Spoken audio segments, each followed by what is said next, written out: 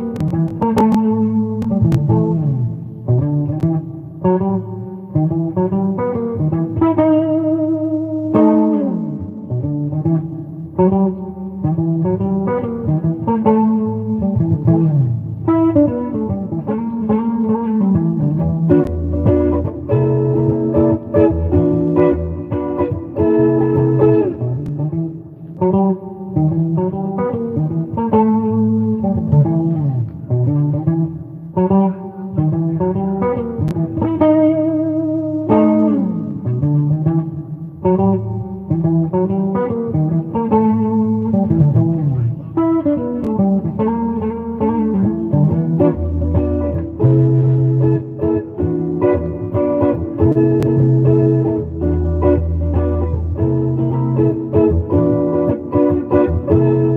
jazz style.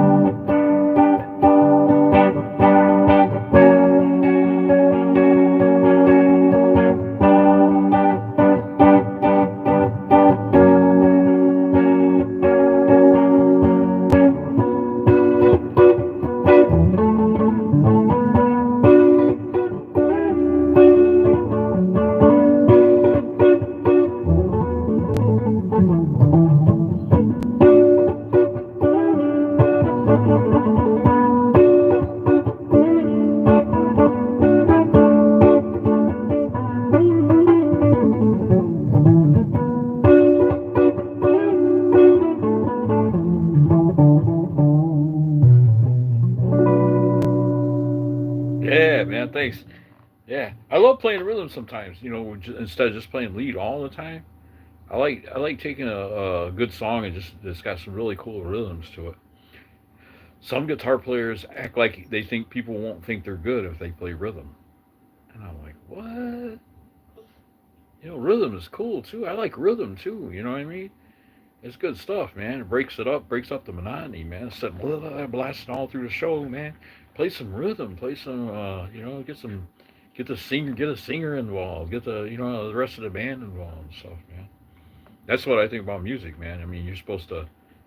It's like I don't know. I didn't understand that movement. You know, it was like a movement in the 2000s where guitar players thought that people wouldn't think they're good if they didn't solo all the way through the song. You know what I mean? It's like what? I mean, come on, man. Play some creative rhythms sometimes. Do some, take a break from the guitar solos and play some creative rhythms and let the other band members shine too. You know what I mean? Yeah, good stuff though. That's good music. But I'm kind of set for playing like a jazzy rock right now because I don't have the distortion. You know, I don't really want to play a ton of rock. You know, because once I get a distortion pedal, and that, try me in about a couple of weeks, man. I'm gonna have a new gig. I'm gonna have a new guitar too. But I'm gonna have this one put in the shop. I ain't getting rid of this one. In a couple of weeks, I'm gonna come into some stuff, and I'm gonna get me a new guitar and a new amp, and I'm gonna put this one in the shop, and I'm gonna get it repaired, hopefully. So yeah, it's gonna be cool, man. It's gonna be really cool, and I'm hoping to get a good band together this summer and be playing out there, and definitely you won't see me showboating all the time, man. I play with a band, and when it's my time to play a lead guitar solo, I'll play the guitar solo. When it's my time to play rhythm, I'll play rhythm. You know what I mean? Bass player might take a solo in a lot of the songs, or drummer. You know what I mean? It's like as a whole band, you're gonna see me as a whole band. So I never got that where guitar player just thinks they got to rip all the way through the show, man. You know, it's great to be able to rip like that, to play like that. Like Guthrie Govan and stuff, man. But when I go to a show to see somebody, I want to see an entire show. I want some rhythm in there. I want some change ups in the music, to make the music more interesting and stuff like that, man. That's what really attracts me to a professional band if they do a lot of change ups and stuff, man. That's why I like Larry Carlton. Larry Carlton went solo, but every time he plays with people, he plays as a band. He don't just showboat all the time. He plays as a band. You know what I mean? And really, man, he'll sit back and take rhythms while the keyboard player just rips, and then he'll come back, maybe do some solos, and then somebody else will shine, man. Like in the one show I seen, he's got the saxophone player, and that saxophone player is shine, and a drummer and a bass player, So it's not all about him. That's what I liked about Larry. He made it music. You know what I mean? He made music. He's a phenomenal guitar player, but he made music, man. That's why I liked Larry. His solo career was so successful because that's the way he played. Do you think Johnny Cash is a legend? I do. I do. Johnny Cash. Johnny Cash came out with a unique style that I like. Johnny Cash. I mean, you don't necessarily have to sing high. He has a charisma about his voice that I don't have. I don't have a singer's voice really. He had a singer's voice. So yeah, I like Johnny Cash, man. I think Johnny Cash is a legend, man.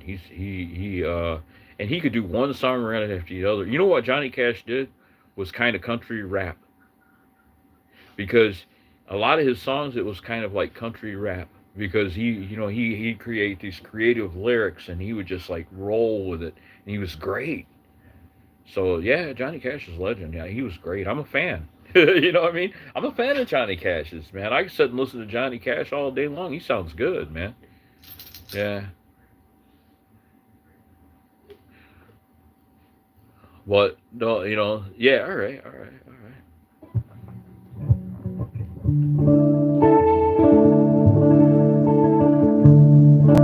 I don't know if you were here for this one. I'm going to play this number again in case you weren't. You wanted me to play some of my music. I'm gonna play this number for you again. It's called "It's Just Cool," and it's on my channel. And I'm trying to promote it. It's like a beatnik, modern beatnik jazz style. So I got a lot of beatnik stuff, but I don't want to play too much of it because I don't want to get ripped. I want to wait till I get a full band and do it. Let people see what I sound like with a full band doing it. You know what I mean? But this is a really good number that I come up with. I think it's really a good tribute to beatnik music. You know what I mean? So it goes like this. It starts out.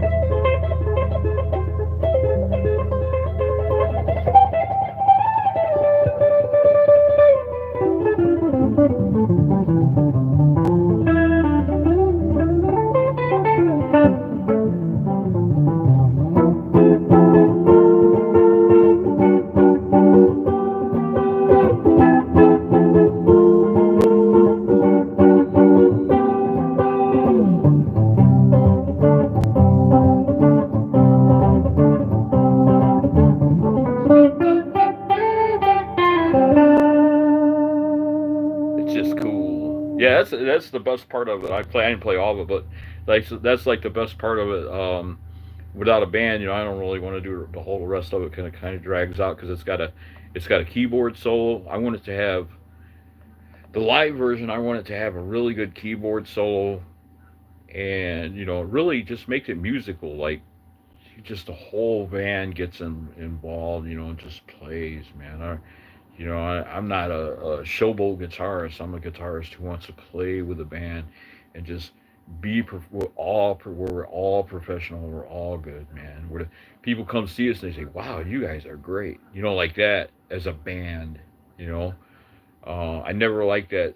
Too many people. There wasn't too many people that could pull that off where they actually get up and showboat and the whole show's about them.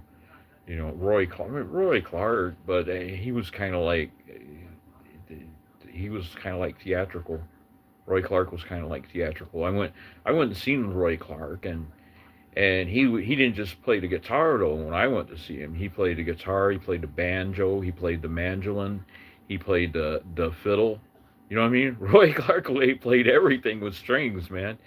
During that show, he played several different instruments, and then he came back to the guitar, and that was cool. He made it interesting. But most guitar players that I see, no matter how great they are, if all they do is rip all the way through the show, man, I'm like, after a while, I'm like, I want to hear the whole band playing. I want to hear songs where the whole band's involved, and it's just not about one person ripping all the way through the show.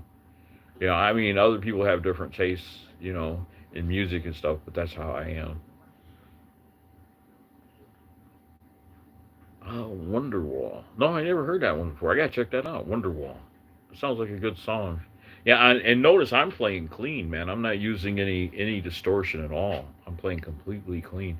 So it kind of makes it more challenging when you play clean. You know what I mean? You got to do a lot more work to make it sound good if you're playing clean guitar, man. Let me tell you, I got chorus in there, but there's no distortion. And when you don't have that distortion, you don't have this sustain and stuff. So it's a big challenge to come on here and play clean guitar and make it sound right. So yeah. Oh, you shook Johnny Cash's hand? Yeah, oh, cool, cool. I wish I could have got his autograph. I was a huge fan of his, man. And I don't even listen to country music that much, but I did like Johnny Cash because he was just so creative with his music, man. You know, and he had a charisma about his voice, man, that just everybody loved. Folsom Prison, man, that was a badass song. Folsom Prison, that was really cool. And he would, like I said, a lot of times he would just sound like he was rapping, like country rap, man.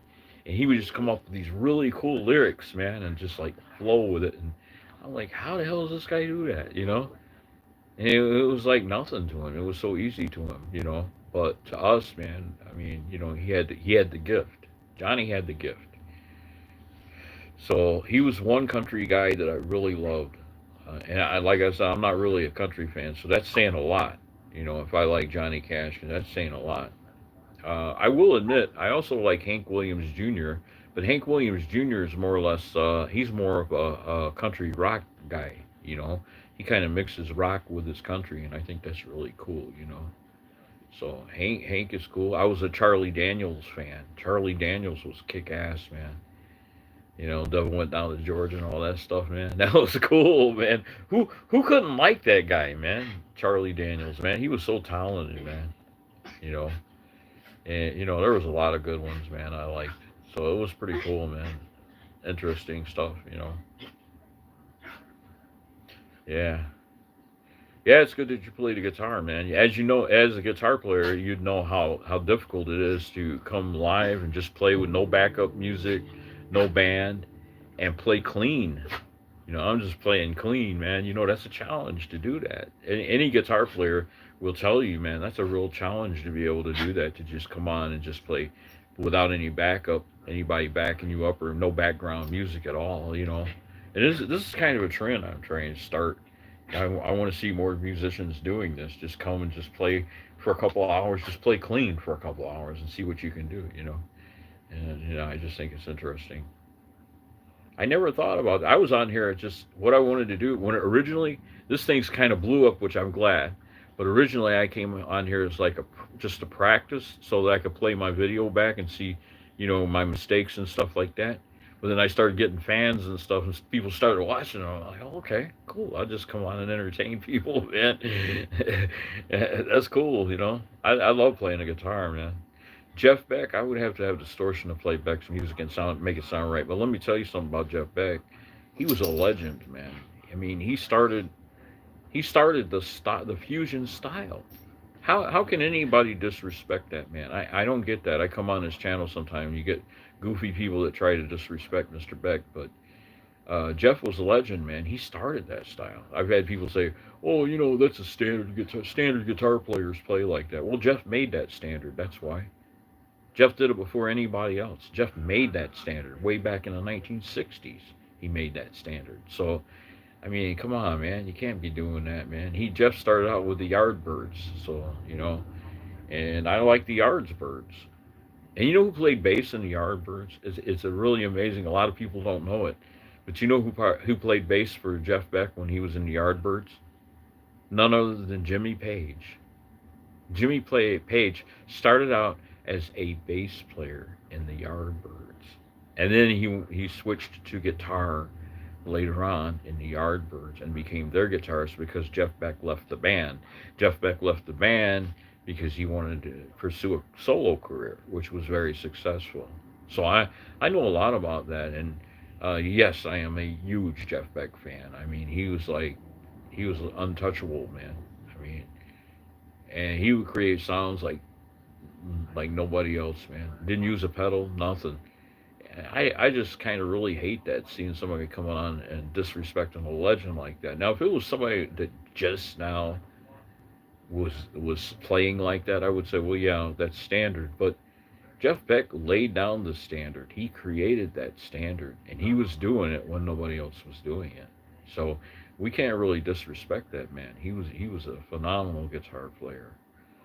That's what I think about him. I think he was an amazing guy. You know, I've seen Jeff a few times. I loved it, man. When his Wired, it was his Wired album. I seen him when he came out with that Wired album, Lead Boots and all that stuff, man. And it's like, wow, this guy's phenomenal, man. He was great. I really had a lot of respect for him, man. He was his always when he played guitar solos in his shows. He used distortion, but he sounded clean at the same time, man. It was like he had this amazing sound, man. He figured out. And you go to one of his shows, man, he just sounded so amazing. So, am I a Jeff Beck fan? Yeah, I'm very much a Jeff Beck fan. Is Jeff Beck a legend? Yes, Jeff Beck is a legend. So I mean, what the hell? I don't get the people that disrespect that guy, man. That kind of that's stupid. There's a legend. There's a legend that's coming out with new music right now, and her name is Stevie Nicks. And I can't wait to see what she comes up with, man. She's always great. Stevie started out with, I don't. For those of you who don't know it, Stevie is a woman. I don't know if you've ever heard of Stevie Nicks. Her real name's Stephanie Nicks, and she started out with Fleetwood Mac, the band called Fleetwood Mac. Listen to the Rumors album and tell me you don't love it. I fell in love with that album way back in the '70s when I first heard it, when they first came out, and I'm still in love with that album. So listen to Fleetwood Mac Rumors, and you'll know what I'm talking about. They were great. I also went to see the band, and they were actually better live than they were on the album. And I couldn't believe it. How do you get better than that? Because the album was phenomenal, but they even sounded better live. I was like, wow, man. They had the three fantastic singers, the Fab Three, I called them. Stevie Nicks, Lindsey Buckingham, and Christy McVie. So it was really, their music never got boring because they had three different singers that approached it from three different ways, you know what I mean? So they all had their own style. So that was cool, man. They were really good.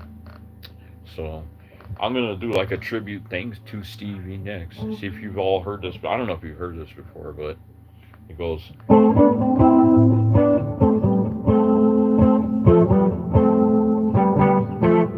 You heard that before?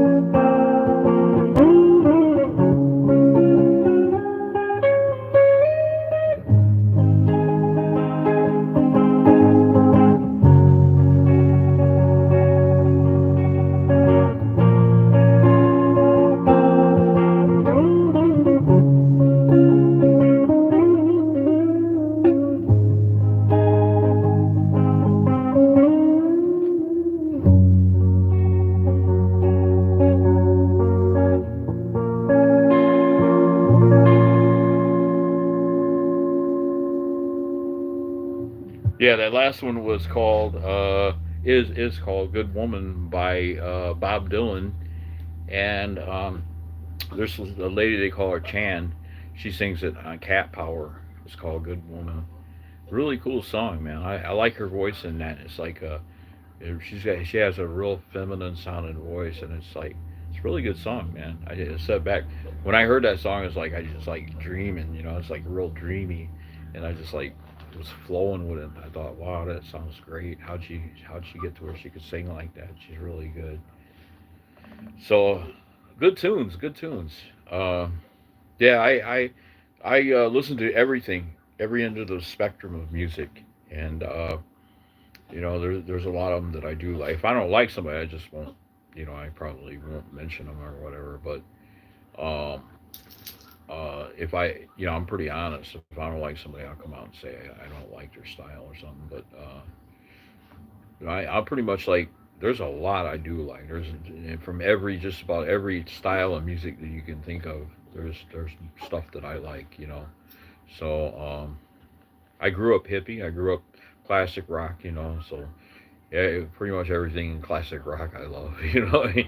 And but it was more harder stuff with the exception of a few bands like I was really like Black Sabbath, Led Zeppelin, Deep Purple, Pink Floyd, Uriah Heep, all that stuff, into all that stuff.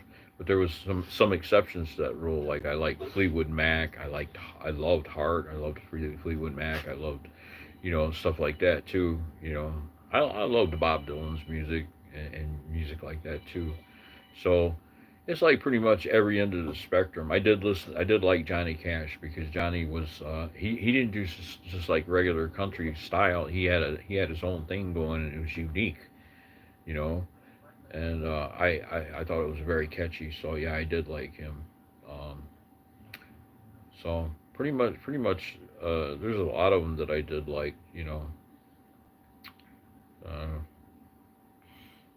I was a big Hank Williams Jr. fan. I did like him. I think he had a really good thing going when he was playing, man. And yeah, there was a lot of country rock I liked. Charlie Daniels, Allman Brothers, Leonard Skinner, all that. Molly Hatchet, all the Southern rock, pretty much all the Southern rock I loved. So I pretty much listened to everything, and it's good. It's good to be like that. It's good to have an open mind. And then in addition to that, I was a big fan of the beatnik music era. A lot of people pass that up. That was good music. That beatnik music was good. Beatnik jazz and beatnik, and just beatnik. The beatnik movement was awesome, man. I loved it. I loved that the way they acted and stuff. That was really cool. So yeah, big beatnik fan.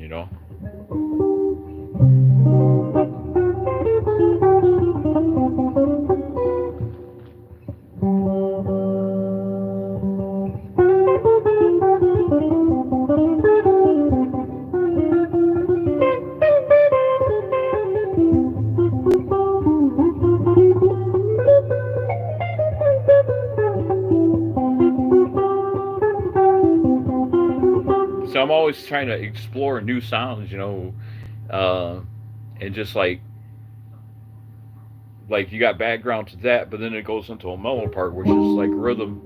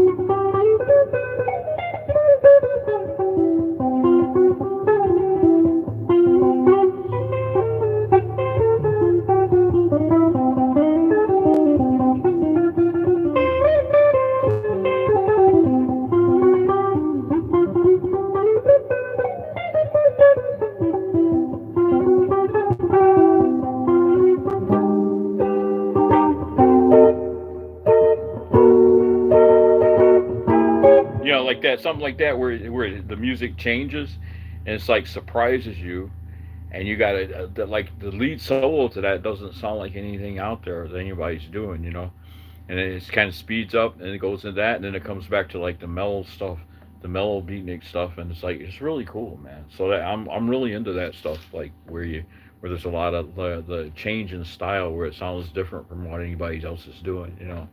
So know who's playing lead like that.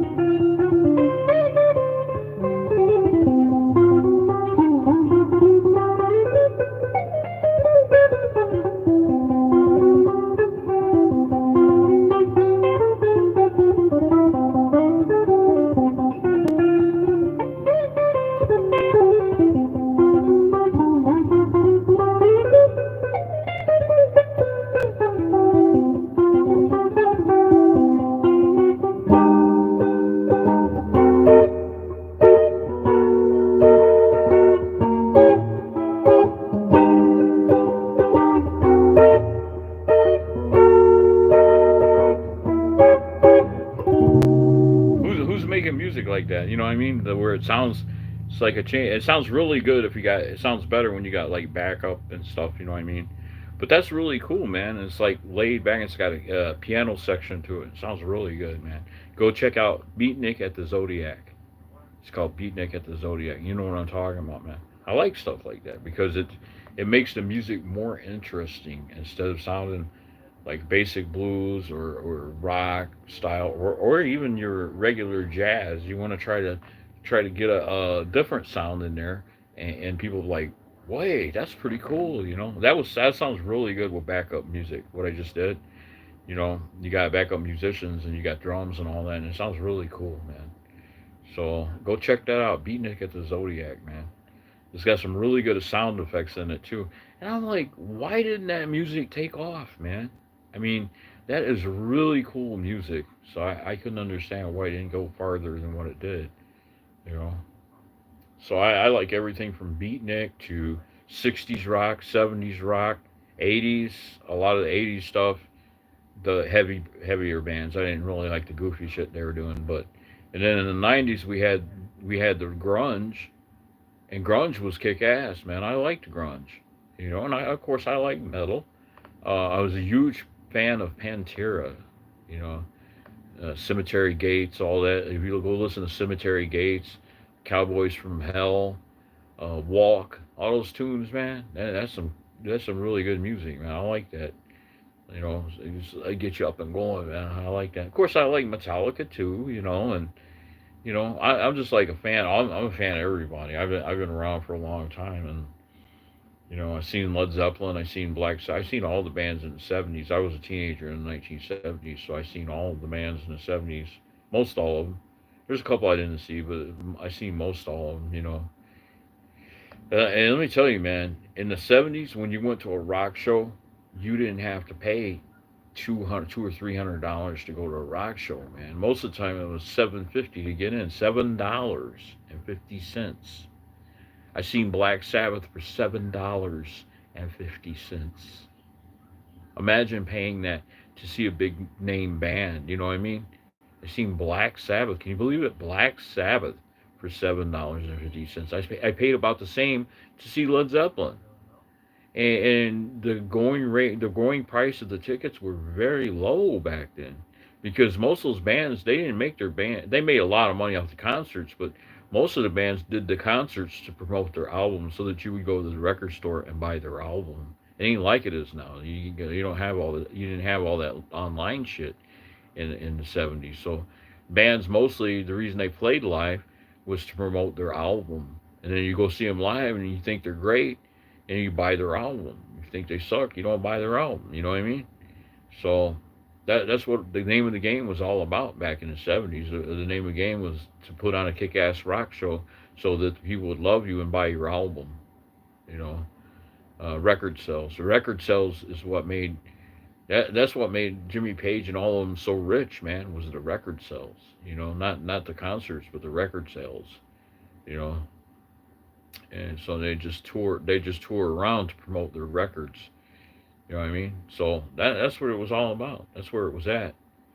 If you wanted a band that sounded just pretty close to just like the album, that was Black Sabbath. Black Sabbath pretty much stayed right in the realm of the way they did it on the album, which was great. You know, Fleetwood Mac too. They did they for some reason they just sounded better live. You know, they Lindsey would embellish his playing live sometimes, and he would come up with stuff that was even better than the album. You know, so and they just 19. I think the 1970s was the best era for music, because it was the definitely most creative music ever in the history of any music. I think the 1970s. 60s had good music, but I think the 70s, 1970s beats every era out there. If you listen to the bands of the 70s, man, and you listen to all that music they created in the 1970s, nothing beats that. You know, nothing beats what they did. Nothing even compares, man. You know, bands like Led Zeppelin, Black Sabbath, Kansas, Aerosmith, Pink Floyd. Look what Pink Floyd did in the 1970s, man. Nobody can touch that. What Floyd did in the 1970s, man. That was amazing. You know that they could create music like that. You know, so the 70s was the best time for music, for all music, even in jazz. Uh, Pat Martino, go listen to Pat Martino Desperado, and that's like a fusion album, really. But man, that's kick ass. That's all. That's like hippie jazz, man. Pat Martino was like a hippie in the 70s or something, man. Because that's hippie jazz right there, and that's great. It is really cool. So I think the 1970s, and then you had Pat Metheny in the 70s, and yeah, that's how old Pat is. Pat's been around for a long time. You have Pat Metheny and John McLaughlin and Jeff Beck, and so the 70s not just wasn't just rock. It was just like every form of music, man. The most creativity went on in the 1970s. So that's how I think. It was just like a blast of just creativity, man. And it was really cool. Uh, they did pretty good in the 90s though with the grunge music. That was a good movement. That was a good comeback from all the goofy shit that they did in the 80s. They did a lot of goofy shit in the 80s. There were some good bands, but they did a lot of goofy shit in the 80s too. Bon Jovi was a good band. They were pretty good. I do like the. There was a lot of bands I do like, but no bands even from the 80s could compare to what they did in the 70s, man. That was just amazing. You have bands like Yes. Look what Yes did in music. And look, Rush 2112, man. They came out. Go listen to 2112 and tell me you don't love it, man. It's like it was just music, man. Just so much good music in the 1970s, man. I miss it a lot, bro. I would like to see another movement. I would like to see a movement in music where they take the 90s attitude toward rhythm and the 70s attitude toward playing guitar solos, and like mix the 90s with the 70s and see what you get, I think that would be really cool rock right there. Yeah. So it's interesting, man. What people can do when they get a creative mindset is interesting. What they can do. I know there's a lot of great musicians out there. I come on YouTube all the time, and I see a lot of youngsters who play quite well. You know, and I think that it's amazing that there's so many people doing it now. You know,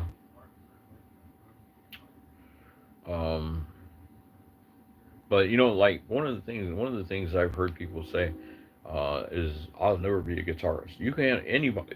Anybody can play the guitar. Anybody can learn how to play the guitar, but it takes dedication, especially nowadays, man. You can come on YouTube and they have it's basically free tutoring, free guitar tutoring. We didn't have anything like that when I was growing up.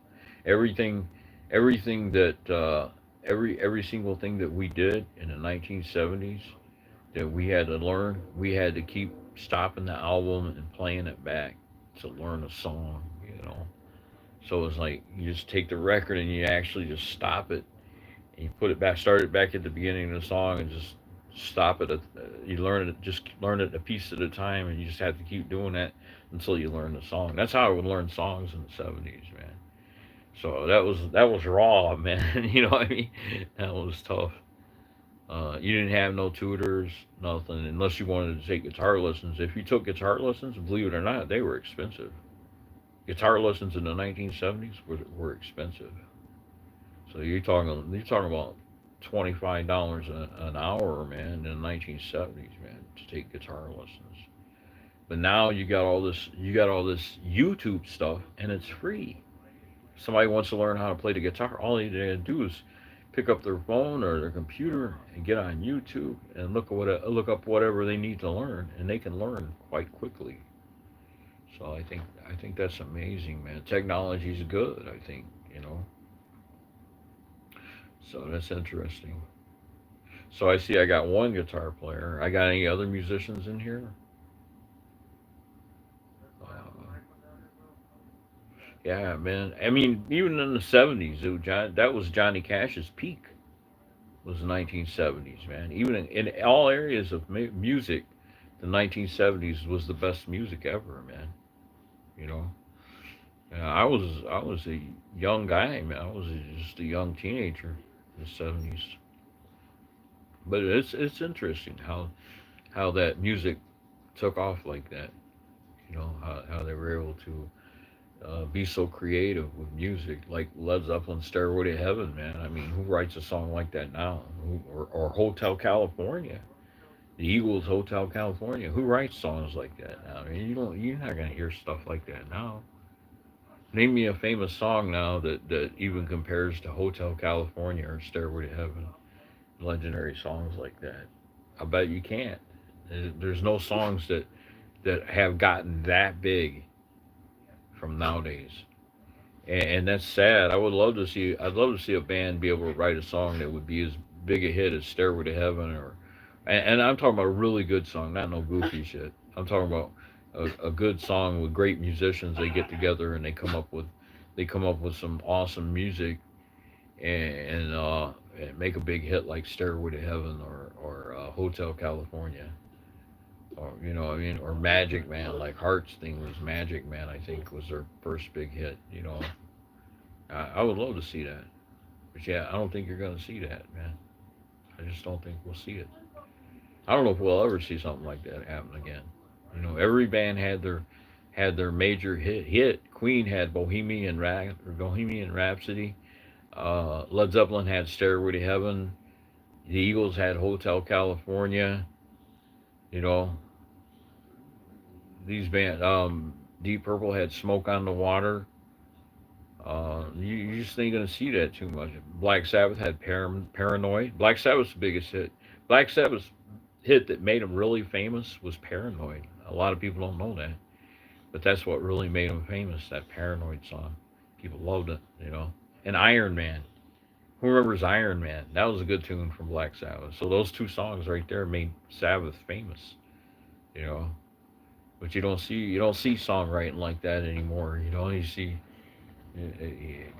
I would like to see a band come up with a big hit like Stairway to Heaven. Something that just everybody just loves, man. I don't know if we'll ever see that again. Yeah, it'd be cool to see it, but I don't know if we're gonna ever see that again. Yeah, that's sad, man. That we, that we can't get that.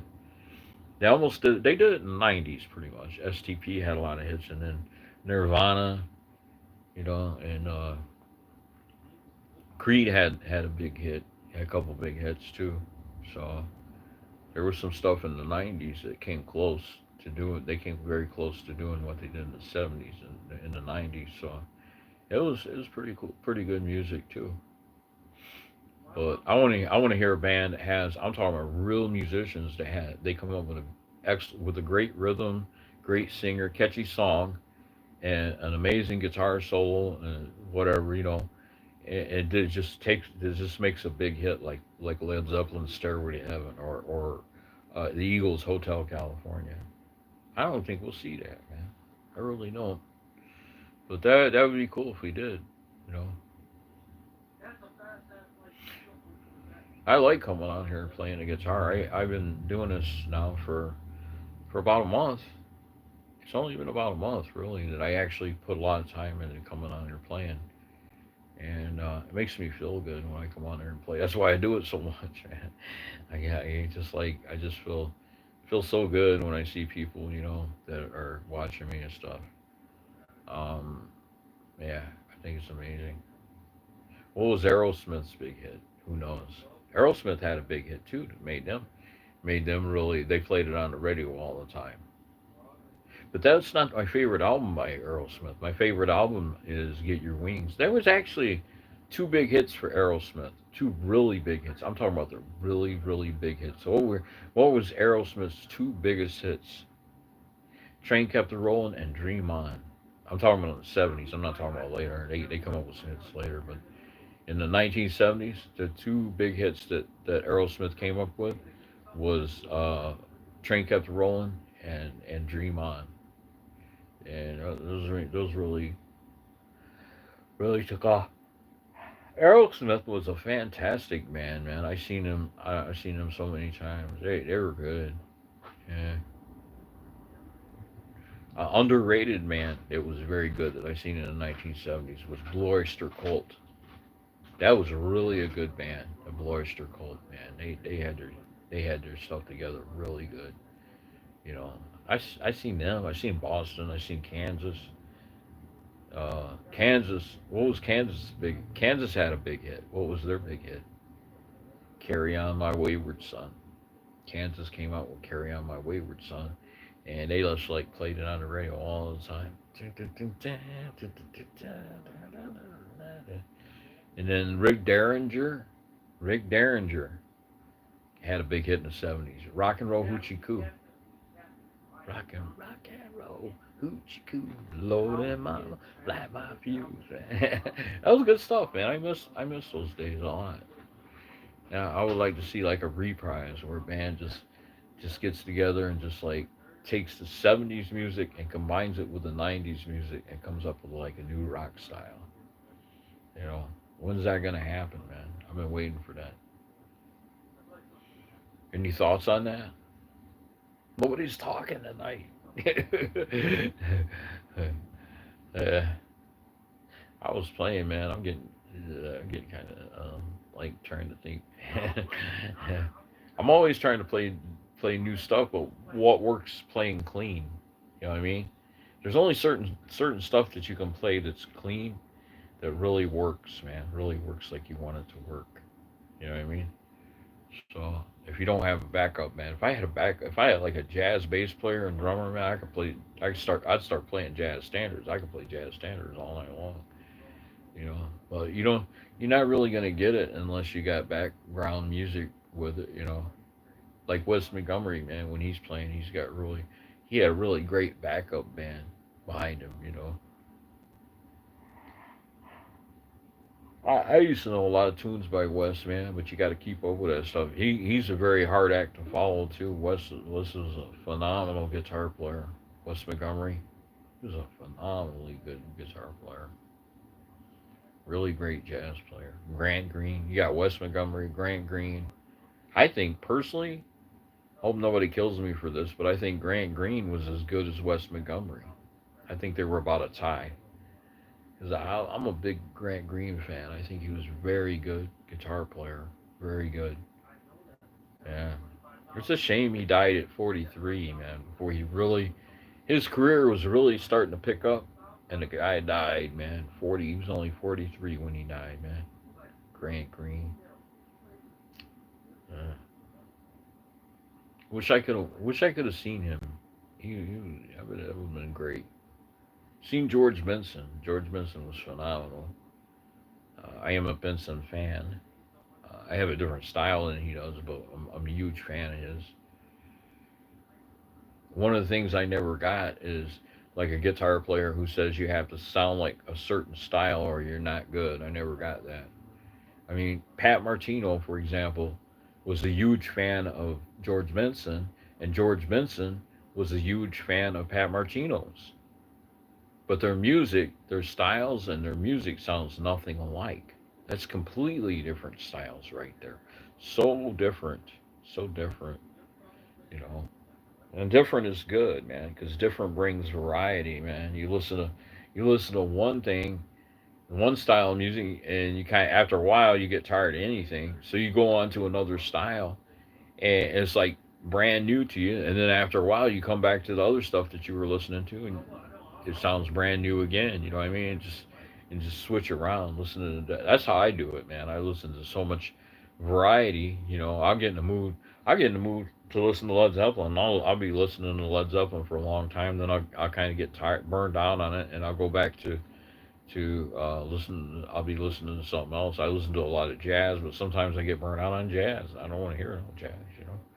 So, and then I come back to it, you know, because I still love it. It's just like when you listen to something so much, you want to change, you know. That's the way I am. I always want to change, you know. I'm always looking for something new to listen to, you know.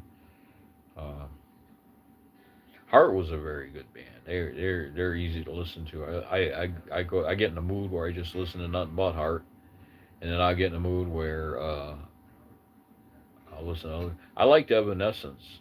Evanescence was really good. Yeah, they were really cool, man. Evanescence. That was a good movement right there for music right there. Evanescence.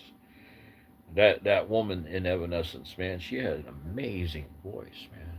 She really did. So she could hit really high notes. So yeah, I love that stuff, man.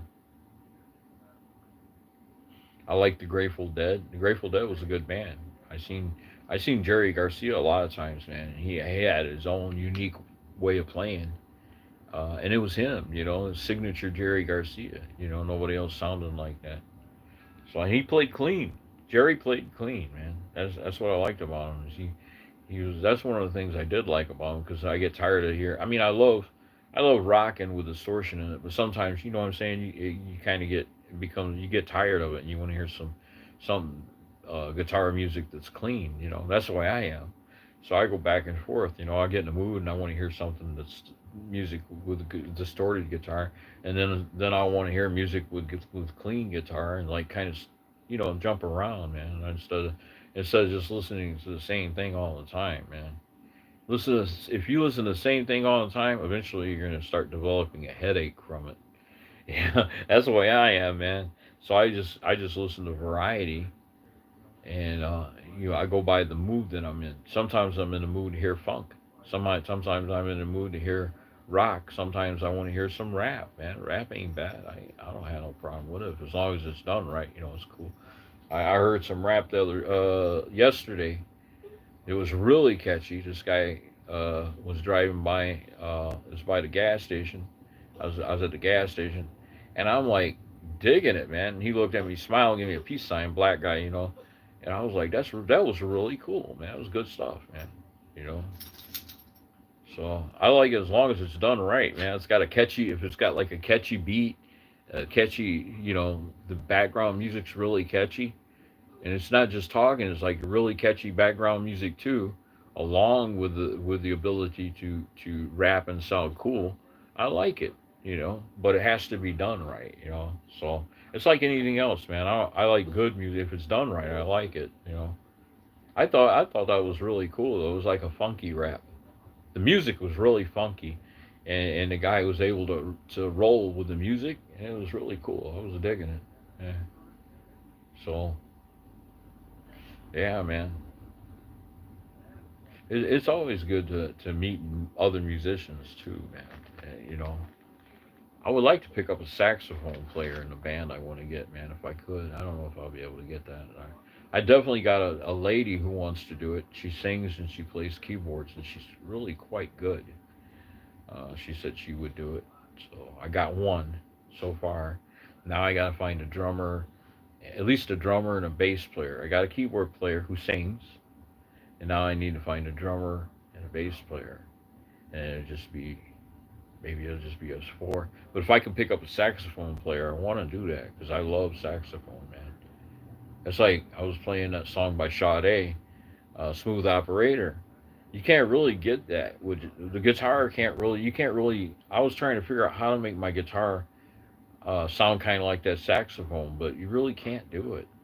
You know, because the saxophone has a distinctive sound all of its own. You know, and so I'm I'm looking for. So I am looking for a sax player, but I think that song can be done on keyboards. The keyboard player can do it with a synthesizer, kind of make the synthesizer sound like a saxophone. I've done that before with a band actually, and it sounded pretty good. So it sounds pretty good, but it sounds better with a real sax. You know what I'm saying? Some songs sound better with the horn in it, man. That's really cool though. The saxophone is a really cool instrument, man. So I love it. What the hell ever happened to Kenny G? Kenny G was good. I liked him, but I guess they come and go, man. But he was good. He was cool. People like that. People play these horn instruments, man. I like horns. They're pretty cool. Uh, oh man, there's a band that I forgot to mention that I love, man. I love this band, Jethro Tull. Jethro Tull, man. Jethro Tull was phenomenal, man. Yeah. Whatever happened to him, man? I hope he's doing well. Yeah, I was a huge Jethro Tull fan. He was amazing, man. Amazing. Talk about a guy that could sing and then he played that flute and he would make that man, he'd get down on that flute, man. Anybody know who Jethro Tull is? He would get down on that flute, man. So yeah. Yeah, that was a good band too, man. Jethro Tull. That was cool right there. I like Jethro Tull.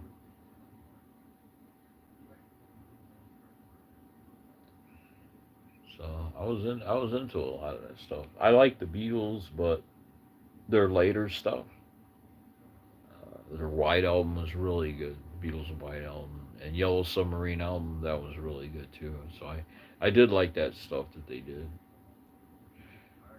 I liked, oh man, even better than the Beatles. I'm sorry, man, to make anybody mad, but even better than the Beatles, I loved Paul McCartney and Wings, man. That was a good band right there. That Paul McCartney and Wings, man. I went to see them a few times. They were great. Never disappointed. Band on the run. That's a good tune, man. I like that. Yeah.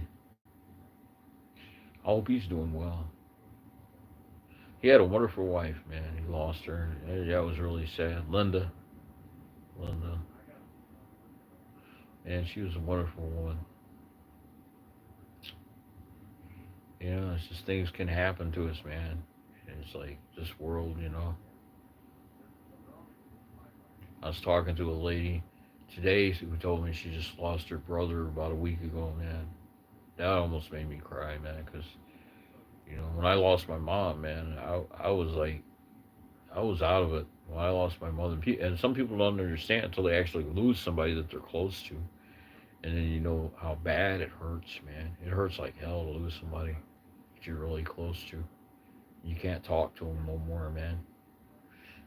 When I lost my mother, man, it was like the end of the world for me, man. I couldn't even think straight. I went to put oil in my car, and I know about cars.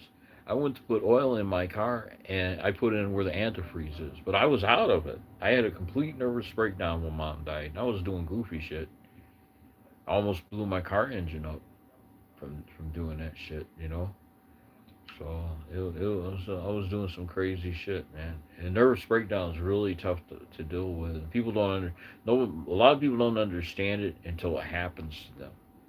And it's just like your body just locks up. It feels like your body just locks up, and your mind, your brain won't work right. I couldn't even remember my own phone number. You know, when I had a nervous breakdown when mom passed away, my mother passed away, I couldn't even remember my own phone number. I'd be in conversations with people on the phone, and they would ask me my phone number, and I actually couldn't remember it. You know, it was crazy. I never experienced anything like that. I've been through a lot. I've had strokes and stuff. I had one stroke. I've been through a lot in life, but I never experienced anything like losing my mother. Man, that was like the worst experience for me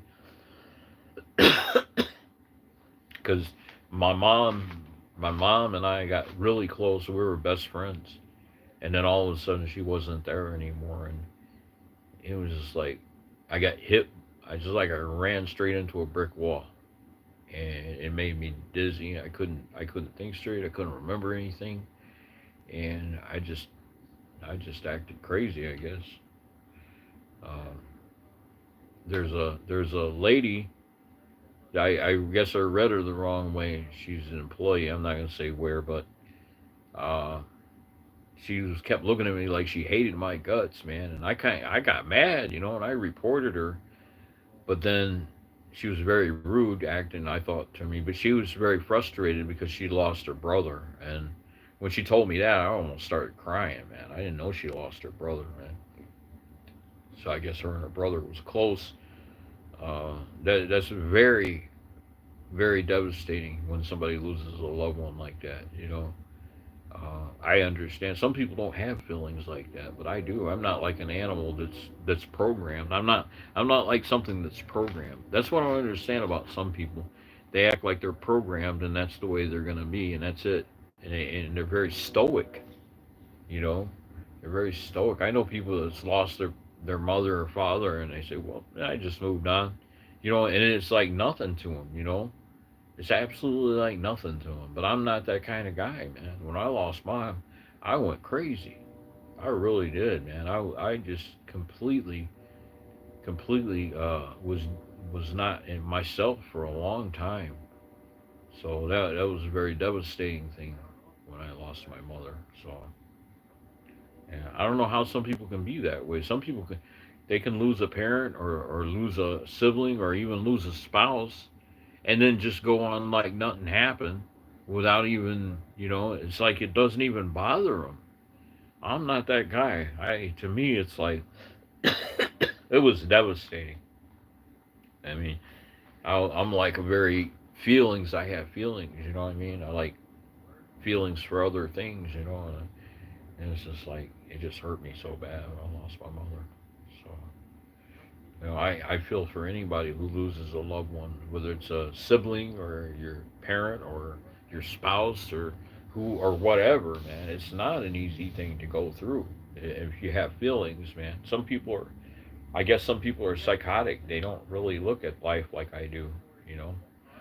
But to me, it was devastating, you know, to have to deal with that, you know.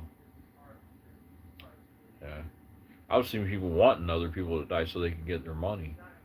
But I'm not that kind of person, man. I'm a kind of person. I'm a loving, caring person, man. My mother was a loving, caring person, and it's like it's just tough, man. I mean, it might be harder, but I got feelings, man. I don't like what goes on here on this earth, man. I think we should be trying to make things better, trying to stop torment ourselves, working in that direction, trying to make life better for everybody.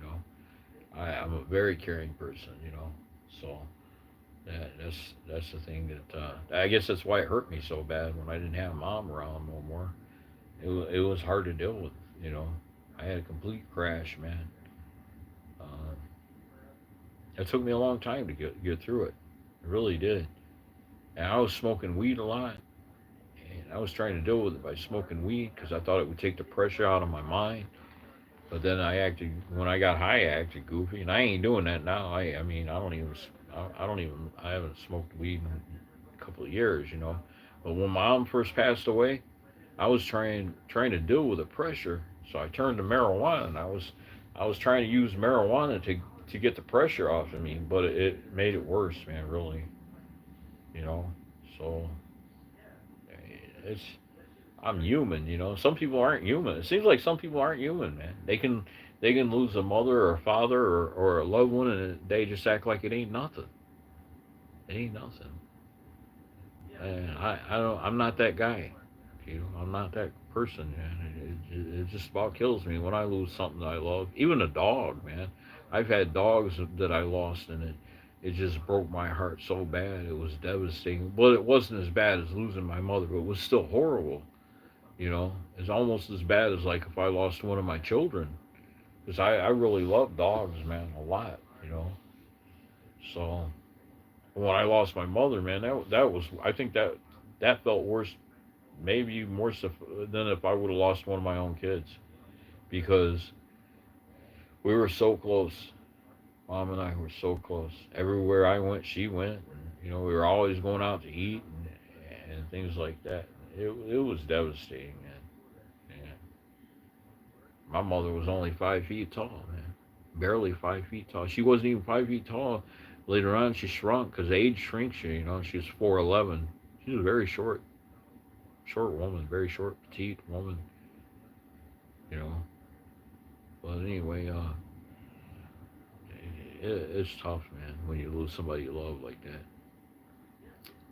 Anyway, guys, I appreciate you coming to check me out. I got to get off of here. That's the reason I started talking, because I really got to get off of here. There's things I got to do and stuff. But thanks for stopping by, man. I really appreciate it, guys. Peace. I got things to do. I got to get my dog some more food and stuff, and take care of some things here. And then I'll come back on. I probably might come back on one more time later on and play the guitar again, you know. But hey, man, thanks from the heart. I love you guys. Thank you for checking me out. Peace.